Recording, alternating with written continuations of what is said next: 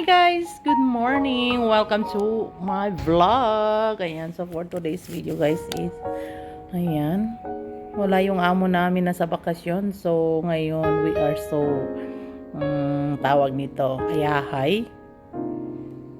Kasi, wala yung amo natin dito. So, magpapahinga muna tayo. Saka na tayo mag-work pag malapit na silang umuwi. Okay? So, ayan. So, para sa ating good morning vibes. Ayan, think positive. Always. Ayan. And then, ayan, enjoy lang natin ang buhay natin.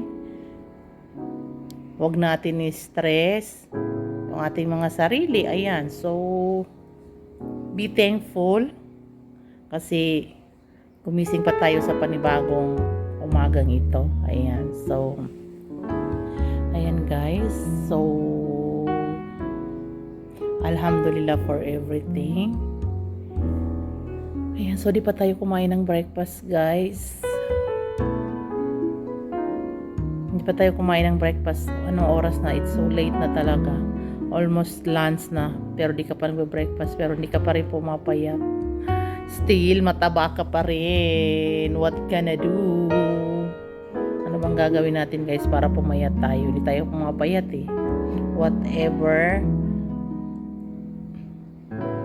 Minsan iniisip ko mag-fasting ako. Yung yung bagong way para sa pagda-diet. Yung intimate fasting. But, ewan ko ba? Hindi naman ako matakaw sa kanin guys. But I don't know what to do. So, ayan. So, alhamdulillah pa rin. Kasi wala tayong sakit. And ayan, alhamdulillah, insyaAllah, ilayo tayo ni Allah sa, sa mga masasamang mangyayari or ganyan. Always na tayong protektahan sa lahat ng ating ginagawa. And also, don't afraid to pray. Yun lang talaga, guys. Huwag natin kalimutan talaga mag-pray kay Allah. Always. Ayan.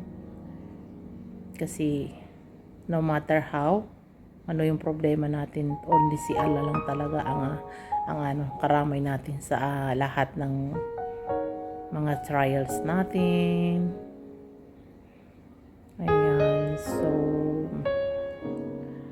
about naman sa mga friends is always there. Ando na tayo guys. And then yes, accept the fact kung sino lang yung pwedeng maging kaibigan mo. So, hindi mo kailangan yung tao. Hindi mo kailangan mag-beg or to pursue everyone to like you. Kasi walang ganun, guys. If you like, go ahead. If you don't like, just go and leave. Ayan. This is life, guys. Kailangan natin maging flexible for everything, like doon ka sa tao na tanggap ka and willing siyang samahan ka sa anong tawag dito, sa happiness mo, sa success mo, or sa mga like mga trials, ganun. Kasi hindi naman mawawala yung problema sa ating buhay, guys. Always nandyan yung problema. Pero, nasa tao yan, guys. Kung paano mo i-handle yung sarili mo sa problema mo. Ayan. Kasi, hindi naman yan ibibigay ni Allah sa'yo kung hindi mo kaya. Pag hindi mo kaya, even, yung pagod ka na. So, ayan. Pag pagod ka, magpahinga ka. Pero never tayong susuko, guys, sa mga laban. Para sa iyo ang laban na to. Ayan.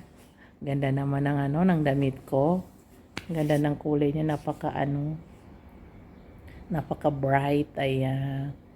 You gave me a bright.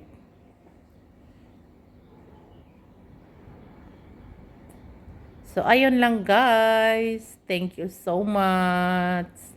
Ayan lang. So, I'm happy. Happy lang ako guys. Like, ayan, mukhang happy.